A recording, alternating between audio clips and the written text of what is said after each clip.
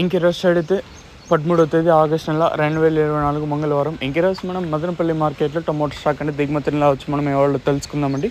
నేనుతో పోల్చుకుంటే దిగుమతి తగ్గిందా లేదా పెరిగిందా వెయిట్ అని ఎవరో తెలుసుకుందామండి. తెలుసుకునే ముందు ఛానల్ సబ్స్క్రైబ్ చేసుకోలేదు ఇంకెందుకు ఆలస్యం, ప్లీజ్ సబ్స్క్రైబ్ చేసుకోండి. మీ కుడి చేతి పక్కనే సబ్స్క్రైబ్ బటన్ అయితే ఉంటుంది. సో సబ్స్క్రైబ్ చేయడం మర్చిపోద్దండి, అలాగే లైక్ చేయడం మాత్రం మర్చిపోద్దండి. ఇంకా విషయానికి కోసం తెలిసిందే కదా, మదనపల్లి మార్కెట్లో సుమారుగా 29, 31, 32, 33 అయితే ఉన్నాయి. దిగుమతుల గురించి మాట్లాడుకోవాల్సి వస్తే మనం ముందుగా అంటే వర్షం గురించి మాట్లాడుకుందాం. నిన్న 9 గంటల ఇంకా అంటే రాత్రి 9 గంటల ఇంకా వర్షం అయితే పడతానే ఉండిందండి.